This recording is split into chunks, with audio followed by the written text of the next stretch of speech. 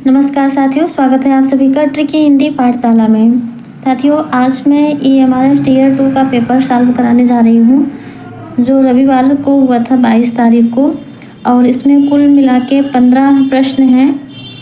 15 में जो इसके अंदर दिया गया कुल 60 प्रश्न हैं, छोटे छोटे प्रश्न हैं, और उसी को मैं सॉल्व कराने जा रही हूँ। तो इसका जो पहला वाला प्रश्न है वो है, प्रत्येक प्रश्न का उत्तर दीजिए अधिकतम एक पंक्ति में। तो इसमें जो ए प्रश्न है वो है, बसई पंख बोलई बहुभाखा करई हुलास देखी कई शाखा, काव्य पंक्ति के रचयिता हैं।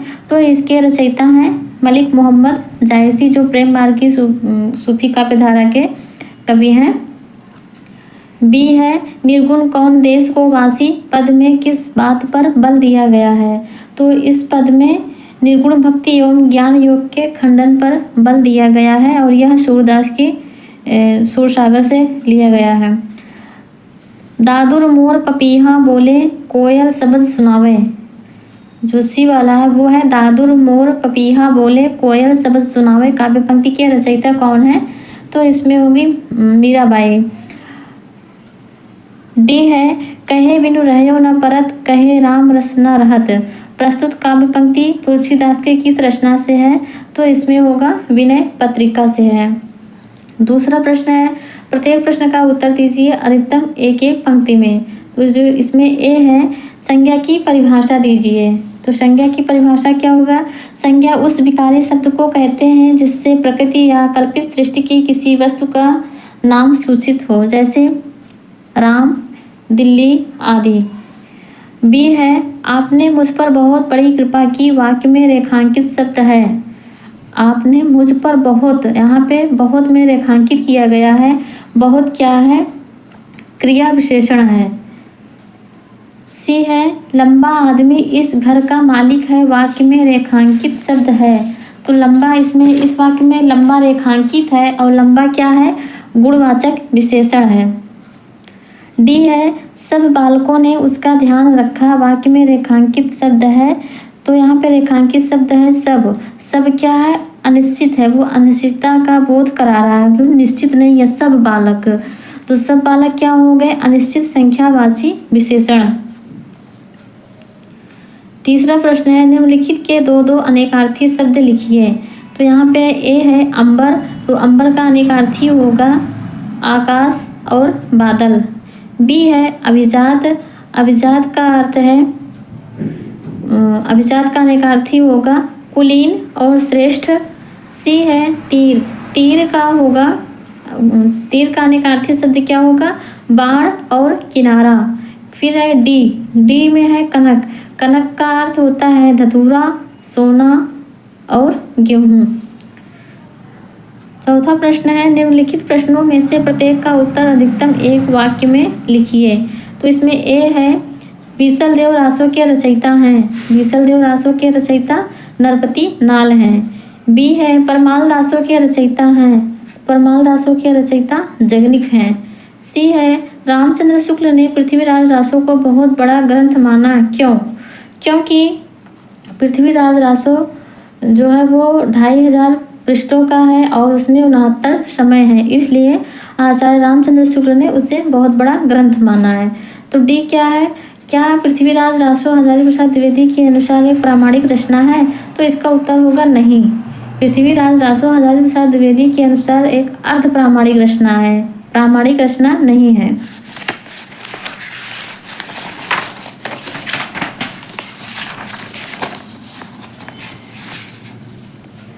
पांचवा प्रश्न है, निम्नलिखित लोकोक्तियों के अर्थ बताइए।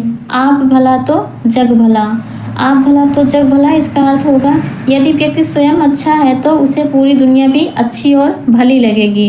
बी है, ऊंट के मुंह में जीरा, ऊंट के मुंह में जीरा का अर्थ है आवश्यकता से कम। सी, दूध का दूध पानी का पानी, इसका अर्थ होगा सच्चा न्याय अथवा सही गलत का स्पष्ट पहचान करना।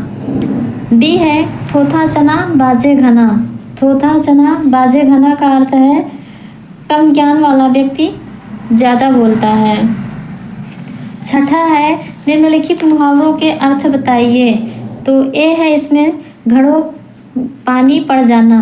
घड़ों पानी पड़ जाना का अर्थ है लज्जित होना या शर्मिंदा होना। बी है टोपी उछालना। टोपी उछालना का अर्थ है अपमानित करना। और सी है छाती पर मूंग दलना। छाती पर मूंग दलना का अर्थ है साथ रहकर तंग करना। डी है धरती पर पाँव ना रखना।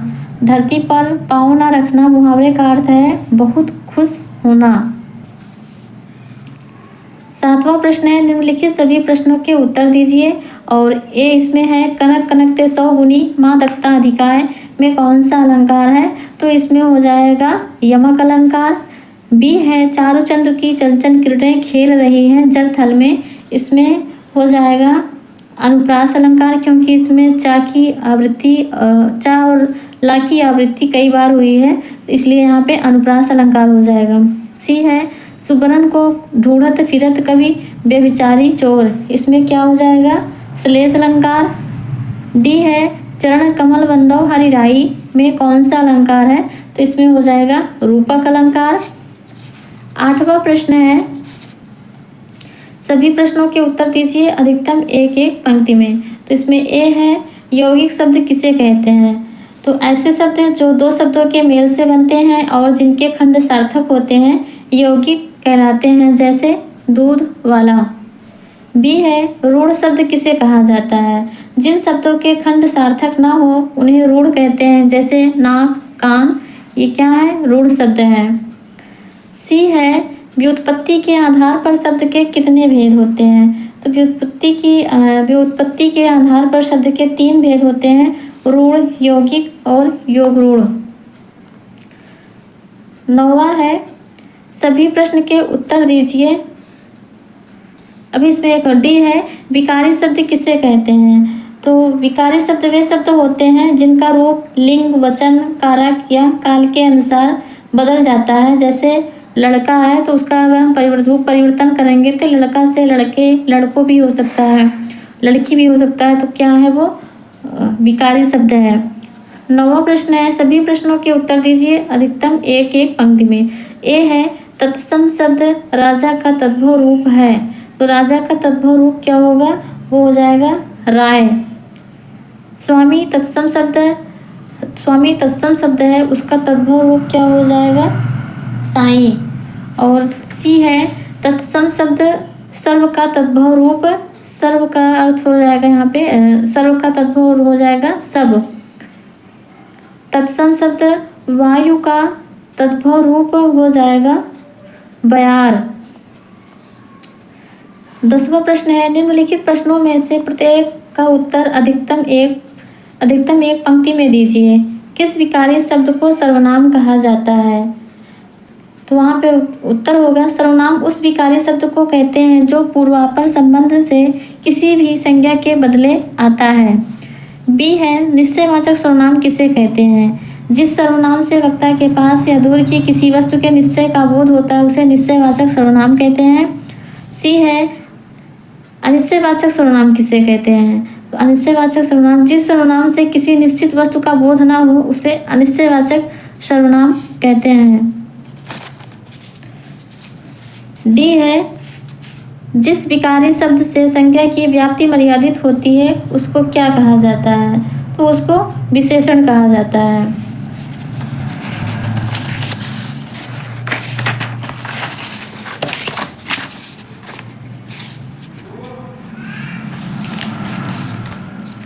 ग्यारहवां प्रश्न है निम्नलिखित प्रश्नों में से प्रत्येक का उत्तर अधिकतम एक पंक्ति में दीजिए। तो इसका हो जाएगा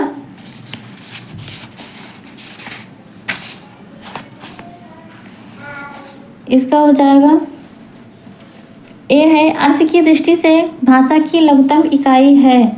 अर्थ की दृष्टि से भाषा की लघुतम इकाई शब्द है। पर्यायवाची शब्द किसे कहते हैं? जिन शब्दों के अर्थ में समानता हो उन्हें पर्यायवाची शब्द कहते हैं। सी है कौन से शब्द विलोमार्थी शब्द कहलाते हैं? जो शब्द किसी शब्द का विपरीत अर्थ प्रकट करते हैं वो विलोमार्थी शब्द कहलाते हैं। डी है जिन शब्दों का अर्थ सभी परिस्थितियों में एक सा रहता है उन्हें क्या कहा जाता है? जिन शब्दों का अर्थ सभी परिस्थितियों में एक सा रहता है उसे एकार्थी या एकार्थक शब्द कहा जाता है। 12 है, निम्नलिखित प्रश्नों में से प्रत्येक का उत्तर एक शब्द या एक पंक्ति में दीजिए। तो यहाँ पे है, ए है, ठाड़ी बड़े खन की बरसे बड़री अखियान खड़े बड़े आंसुनी कहाँ पे पंक्ति में मूर्धन्य ध्वनियों की आवृत्ति कितनी बार हुई है। तो इसमें जो मूर्धन्य है इसे ऋतु रसाराम मूर्धन्य जो टवर्ग होता है और रा और टवर्ग पूरा क्या होते हैं, मूर्धन्य ध्वनियाँ होती हैं। तो इसमें है ट ठ ड, उसके बाद रा, फिर यहाँ पे डा, फिर यहाँ पे यह कुल मिला के यहाँ पे 8 ध्वनियाँ हैं। इसमें 8 ध्वनियाँ क्या है, वो मूर्धन्य ध्वनियाँ कहलाती हैं। बी है, जहाँ काम आवे सुई कहाँ करे तलवार। प्रस्तुत काव्य पंक्ति के रचयिता रहीम दास हैं। सी है, देशज शब्द किन शब्दों को कहते हैं। देशज शब्द वे शब्द हैं जिनकी व्युत्पत्ति का पता नहीं चलता, जैसे कटरा, कटोरा, जूता, ये सब क्या है, देशज शब्द हैं। डी है, कहे बिनु रहे न परत कहे राम रचना रहत। प्रस्तुत काव्य पंक्ति तुलसीदास की विनय पत्रिका से ली गई है। ये वाला प्रश्न दोबारा आया है। 13 का ए है, भक्ति आंदोलन को एक बाह्य प्रभाव मानने वाले विचारक हैं। भक्ति आंदोलन को एक बाह्य प्रभाव मानने वाले विचारक कीथ और ग्रियर्सन है। बी है, भक्ति आंदोलन को बाह्य आक्रमण की प्रतिक्रिया मानने वाले आलोचक, तो बाह्य आक्रमण की प्रतिक्रिया मानने वाले आलोचक हैं रामचंद्र शुक्ल। सी है, भक्ति आंदोलन को भारतीय परंपरा का स्वतः स्फूर्त विकास मानने वाले आलोचक हैं आचार्य हजारी प्रसाद द्विवेदी। ये वाला जो कथन है ये कई बार एग्जाम में पूछा गया है, ये वेरी इम्पोर्टेंट है। डी है, किस कालखंड के साहित्य को हिंदी साहित्य का स्वर्णयुग कहा जाता है। तो हिंदी साहित्य का स्वर्णयुग भक्ति काल को कहा जाता है। यहाँ पे किस कालखंड को, तो हिंदी साहित्य का जो द्वितीय कालखंड है भक्ति काल, उसको हिंदी साहित्य का स्वर्णयुग कहा जाता है। फिर 14 का ए है, कोयल पेड़ पर बैठी है वाक्य के रेखांकित शब्द में कारक है। कोयल पेड़ पर बैठी है, तो यहाँ पे पर है, ये क्या है, अधिकरण कारक है। कोयल पेड़ पर बैठी है इस वाक्य में अधिकरण कारक है। बी है, यह राजा का घोड़ा है, वाक्य के रेखांकित शब्द में कौन सा कारक है। यह राजा का, तो यहाँ पे राजा का जो है ये का संबंध बता रहा है, राजा का घोड़ा है, तो इसलिए यहाँ पे हो जाएगा संबंध कारक। सी है, रमेश खाना खाता है, वाक्य के रेखांकित अंश में कारक है। तो यहाँ पे रमेश क्या है, रेखांकित है और रमेश करता है, इसलिए यहाँ पे कर्ता कारक होगा। डी है, तत्सम शब्द मूलतः किसे कहा जाता है। किसी भाषा के मूल शब्द को तत्सम कहते हैं। 15 में है, 15 का ए है, वह घर आया और उसने भोजन किया। वाक्य को सरल वाक्य में बदलिए।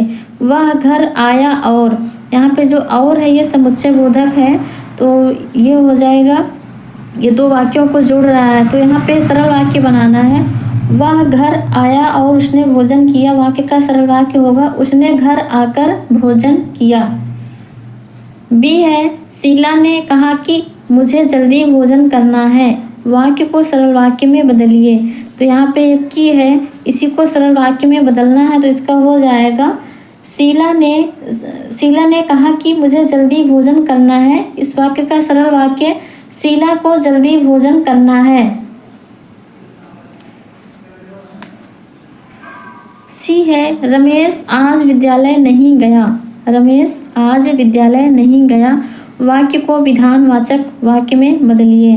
तो यहाँ पे हो जाएगा रमेश आज विद्यालय गया। डी है, शीला ने यह पुस्तक पढ़ी है। वाक्य को प्रश्न वाक्य में बदलिए, प्रश्नवाचक वाक्य में बदलिए। तो यहाँ पे हो जाएगा शीला ने यह पुस्तक नहीं पढ़ी है, तो यहाँ पे जो पूर्ण विराम है यहाँ पे हो जाएगा प्रश्नवाचक चिन्ह। तो दोस्तों ये रहा हमारा EMRS का जो 15 क्वेश्चन था, 15 चौको 60 है। इसमें हर एक प्रश्न में 4-4 बनाए गए हैं छोटे छोटे प्रश्न। तो ये 60 क्वेश्चन बने हुए थे कुल, और इसमें 40 क्वेश्चन बहुविकल्पी है, जो अभी उसे मैं नहीं करा रही हूँ, उसे बाद में कराऊंगी। और आप लोग अपना मिलाइएगा किसका कितना है, और आगे कल की वीडियो में मैं बाकी के 40 क्वेश्चन कराऊंगी। धन्यवाद।